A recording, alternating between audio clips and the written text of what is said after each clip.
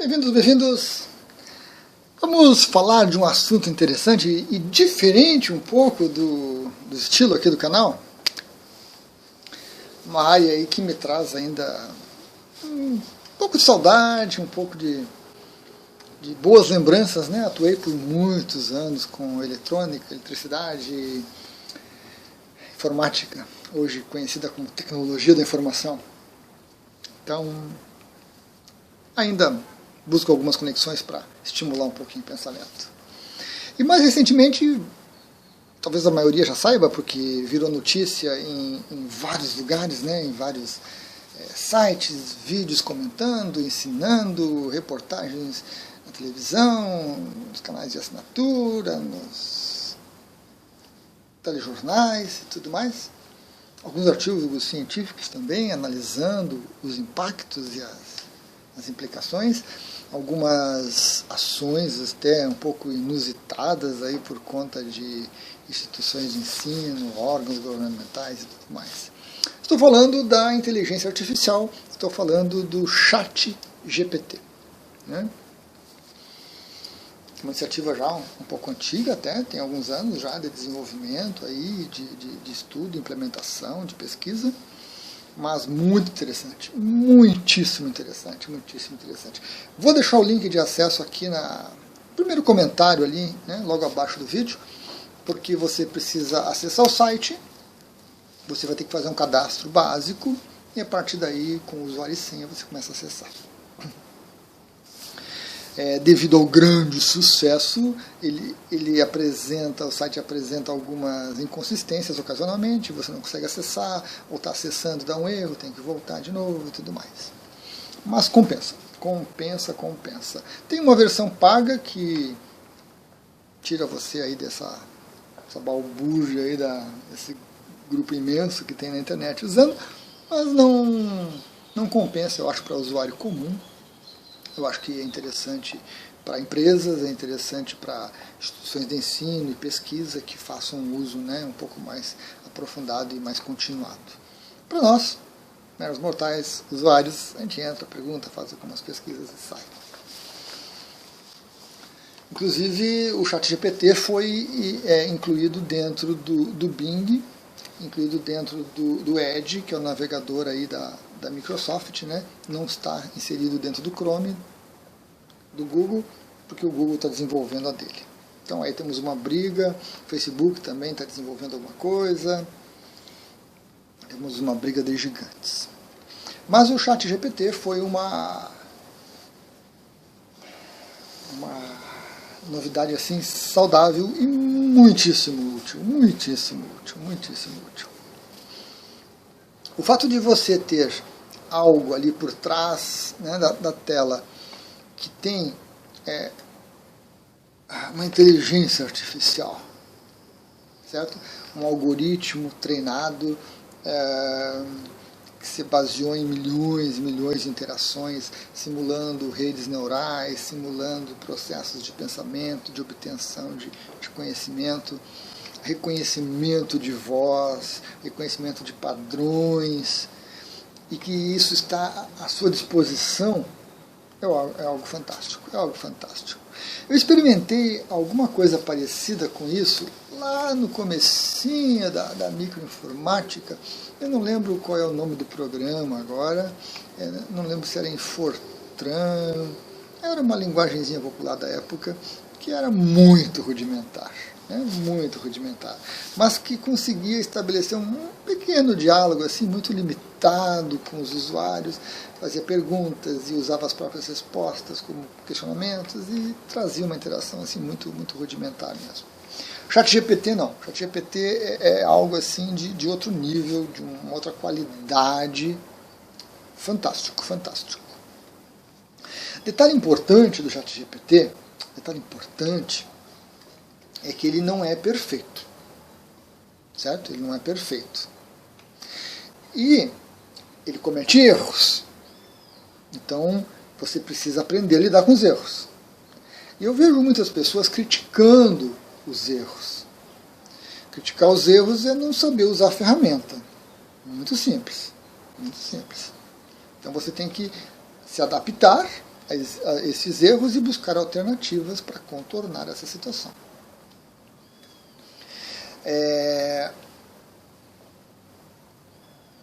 Apesar dos erros, ele está ali disponível e você pode refinar, né? Vamos trocar a palavra. Você pode modificar o questionamento, até que você consegue a resposta adequada, correta e coerente para você. Apesar de ter um computador fantástico por trás, um algoritmo, uma programação fantástica, ali, um treinamento, né? Essas coisas tantas aí, ele não é adivinho. Não é adivinho. Então, dependendo da maneira como você pergunta, ele pode trazer uma resposta ou pode trazer outra. Então, a maneira como a gente se relaciona com essa ferramenta é muito importante. Você tem que aprender a fazer perguntas. Como exemplo, ontem, antes de ontem, não lembro agora, nem sei que dia hoje. Eu estava zapeando pela internet, no YouTube, olhando música coisa e tal, e vi um pedacinho de uma ópera. E algumas óperas eu gosto, outras eu não tenho a menor paciência. Coloquei, achei legal e tudo, né? Gostei da sonoridade, da interpretação. Aí peguei o título da ópera, queria saber um pouquinho mais, né? Vamos ver o que o ChatGPT tem para me dizer sobre isso? Coloquei o título da ópera lá e, por favor, me explique mais sobre isso. E aí ele pegou a frase e trouxe lá, que era uma expressão em italiano, muito comum, que dizia que a gente perdia tempo seguindo contra a corrente ou brigando com as coisas. Legal. Aí eu perguntei, ok, mas isso não é uma ópera? Não, isso não é uma ópera, isso é uma expressão italiana muito comum. Como eu tinha visto que era uma ópera, é evidente que ele estava errado. O que eu fiz? Será que essa expressão não tem nada a ver com um certo Vivaldi? Aí ficou lá pensando um pouquinho mais, né? Porque às vezes a resposta vem muito rápida, e às vezes ficam uns pontinhos ali que ele está pensando, pesquisando, comparando. Aí ele traz e traz essas respostas de uma maneira assim muito interessante, pedindo desculpas. Até tem algumas horas que eu digo para o chat lá, digo assim, para a ferramenta, não precisa pedir desculpa. Né? Porque senão ele fica, toda hora que ele erra ou traz uma coisa que a gente não gostaria ou que foge do contexto, ele desculpa. Então não precisa pedir desculpa. Mas aí ele pediu desculpa, sim, eu estava equivocado, eu trouxe apenas uma versão agora que eu relacionei com a ópera do Vivaldi, coisa e tal, e trouxe lá uma descrição da ópera. Se eu tivesse que ir para a internet, pesquisar sobre essa ópera, sobre o Vivaldi, eu ia me perder em um monte de coisa. Eu não ia ter paciência para ler tanta coisa. Aí ali eu perguntei, na hora que ele acertou a resposta, eu perguntei, e quando foi escrita? E o que tinha? Qual o sentido? Então aí acaba respondendo dentro desse contexto que você vai inserir. Né? Se a gente fica naquela, tá errado, não serve, não funciona, não. A minha pergunta foi muito genérica, era uma expressão realmente em italiano, muito comum. Né? Que nem dizer, a vaca vai pro brejo. Que no Brasil é muito comum, pisar em ovos. Tá, mas aí o que você tem que ver isso com um filme, ou com a sua vida, ou com a situação dos bancos e dessas startups, coisa e tal. Né? Então você tem que colaborar com esse contexto para que ele responda para você. Depois, um pouco mais tarde, eu voltei e perguntei o que ele podia me informar sobre o Reiki. E aí ele trouxe um monte de informação sobre o Reiki, muito coerente, muito certinho, muito bem consistente. Essa ferramenta consegue criar um texto consistente e expor uma ideia de uma maneira bem inteligível. Mas eu disse assim, não, mas você está errado, porque Reiki Usui foi o original, e a partir dele a palavra Reiki e outros Reiki surgiram. Eu fico lá pensando um pouquinho mais do que o normal. Sim, você tem razão, eu me expressei incorretamente, peço desculpas, o Reiki Usui foi o original, começo do século XX, coisa e tal, e a partir dele surgiram outros, como o Shambhala, o Karuna, e fez uma coisa, e falou mais algumas coisinhas interessantes. Então, é muito interessante porque ele aprende com você. Ele aprende com você e vai reformulando. E se o que você apresenta não é correto, não é adequado, não está dentro de uma realidade, ele contesta, diz que não, a ideia é essa, o que você está propondo é diferente, e não se encaixa dentro do que ciência fala, dentro do que os bons costumes, dentro do que o bom senso, alguma coisa assim, ele embasa certinho. Né? Então esse é um dos grandes perigos que as pessoas estão vendo, porque muito trabalho de colégio, de universidade, de faculdade estão sendo feitos por ele. A pessoa pede, me escreva um texto embasado com enfoque científico, ou com enfoque filosófico, ou com enfoque poético sobre tal coisa. E ele traz o texto todo, a pessoa copia, cola e entrega ao professor. Né? Interessante. E eu vejo essas brigas, essas confusões com essa questão agora do ChatGPT, da inteligência artificial, e vão surgir outras, já tem algumas, na verdade, mas não estão a público, com a grande polêmica que eu enfrentei na minha época, que era, não podia usar calculadora na escola. Não podia usar calculadora. Isso para mim, na época, já era uma coisa incompreensível. Depois eu fui refinando e eu até entendo as dificuldades envolvidas, como entendo as dificuldades envolvidas hoje pelo ChatGPT, né, nessa geração de textos, de artigos e tudo mais, porque as pessoas não estavam preparadas para lidar com aquilo, os professores não estavam preparados. Mas, assim como não vejo justificativa para você bloquear uma calculadora, porque a partir do momento que você começa a usar uma calculadora, você muda a maneira da pessoa pensar, você muda a maneira da pessoa lidar com os problemas. Você já não fica mais preso a ter que decorar a tabuada, decorar a raiz quadrada, e você já tem a informação pronta ali, você abre o seu raciocínio, abre a sua mente, amplia os seus potenciais para abarcar outros problemas. O ruim é quando a pessoa usa uma calculadora eletrônica para resolver continhas simples. Quando a pessoa usa o ChatGPT para escrever um artigo que deveria ela estar escrevendo, porque ela iria desenvolver o pensamento.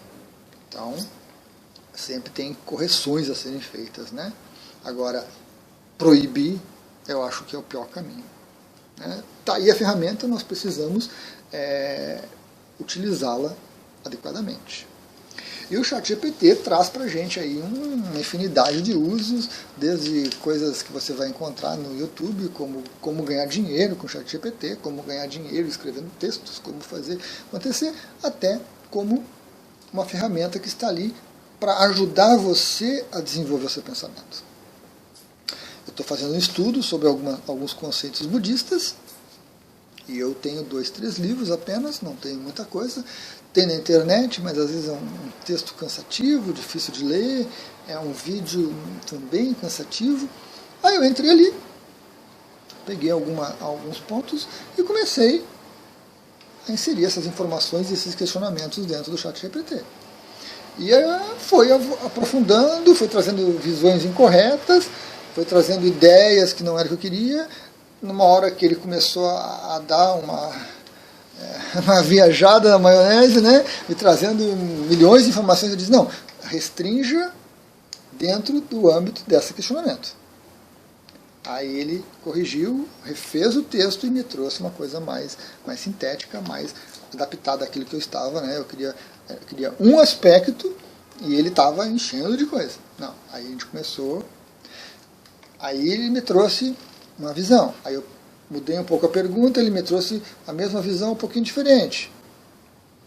Aí eu coloquei, não, eu preciso de uma visão, uma perspectiva diferente desse assunto. Uma outra escola budista, uma outra vertente. Aí ele pensou um pouquinho mais do que normal. Tem a visão Tendai, né, do budismo japonês, que aborda essa questão sobre um outro ângulo.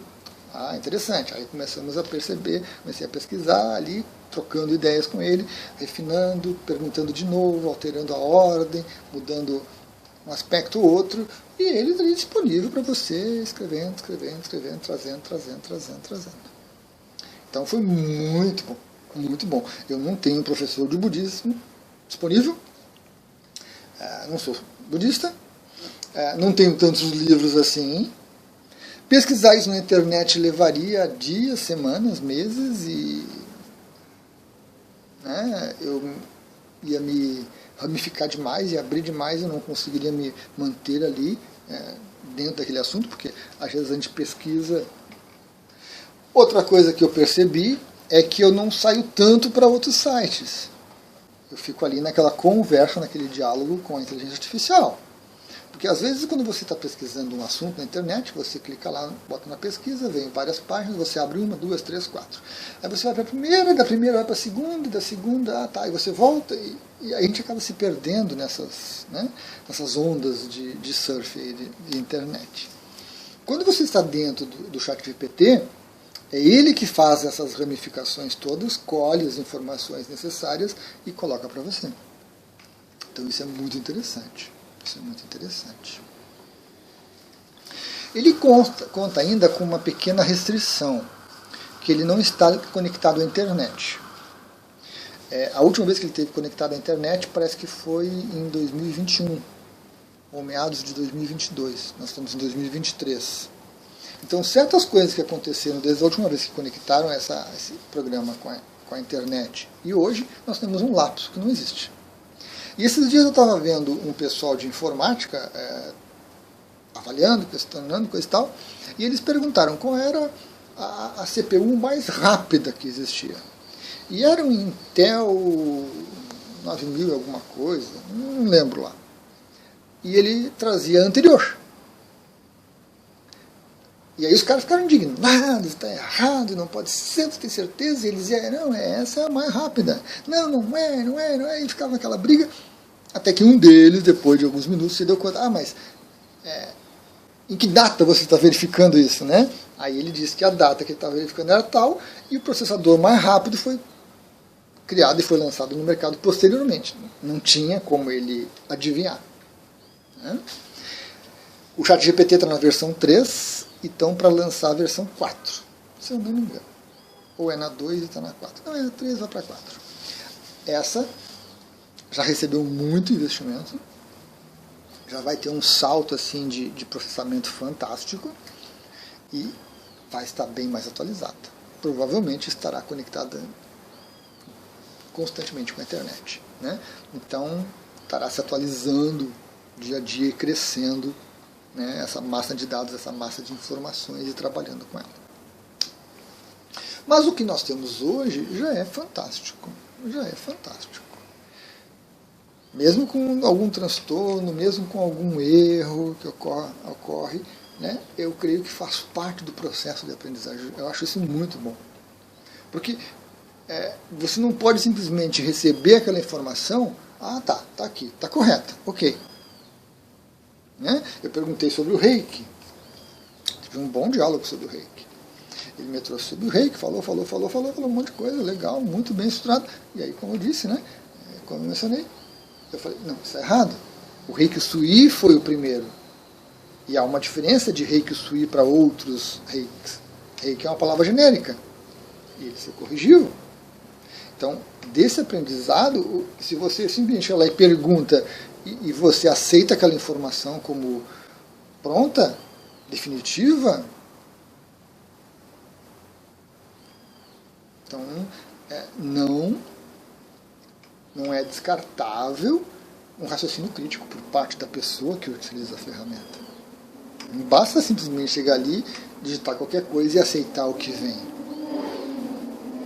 Não é um erro da ferramenta, embora às vezes possa acontecer, né? Uma indexação errada, um fluxo de algoritmo lá errado que levou a armazenar uma informação, né, que não foi atualizada, pode acontecer. Mas em geral sim, essa interação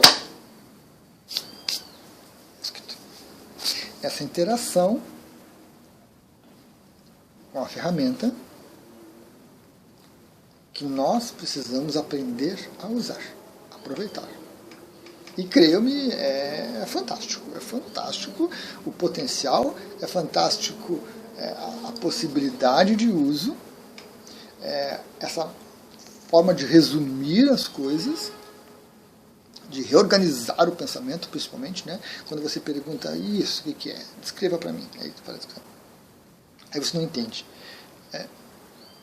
Refaça essa afirmação, esse discurso de uma outra maneira. Ele refaz. Tem alguma outra perspectiva? Ele refaz. Tem outra perspectiva? Ele refaz. Qual a base para isso? Né? De onde saíram essas informações? Quais as referências bibliográficas para isso? Quais as referências científicas para isso? E aí você vai, de acordo com a sua curiosidade, a sua necessidade de descobrir essas coisas, você vai, né, elaborando. Você vai elaborando. Então, é algo assim que realmente tem um potencial muito grande para auxiliar o ser humano, mas não para descartar o ser humano. E é um dos medos, né, que as pessoas têm, desse descarte. Porque nem todos sabem conduzir uma pesquisa adequada com essa ferramenta. Muitos param na primeira página, pegam aquilo e levam adiante como se fosse verdadeiro e tem um erro ali. Tem uma inconsistência. E as pessoas ficam observando isso dessa maneira. Não, ele responde tudo ali e tudo que ele responde está certo. Qual a ótica que ele está fazendo? E essa ótica é interessante, né? Por exemplo, ele pode escrever um texto para você, uma poesia, uma música. E você pede uma poesia no estilo Olavo Bilac. Você pede uma poesia... Me fugiram todos os poetas agora. Um outro poeta. Você quer um texto escrito no estilo Schopenhauer, filósofo. Shakespeare. Você coloca e ele escreve para você ali. Então, tem muita coisa. Você quer um texto com um embasamento, com um olhar, uma ótica financeira sobre o assunto, né? Economia, uma ótica social, ele vai trazer para você aquilo. Mas não descarta que você, como ser consciente, coisa que a ferramenta não é, ele simula alguma coisa, que você, como ser consciente, em processo de despertar, eu espero, faça uma análise crítica daquilo, contemporize e não aceite a coisa pronta, simples, como engolir tudo pronto. Não. Aí a gente perde realmente, aí a gente cai aí num sono profundo. Recomendadíssimo ChatGPT. Vale a pena. Pode ser muito útil, pode ser muito importante para a gente aprender, crescer mentalmente, consciencialmente. Muito importante.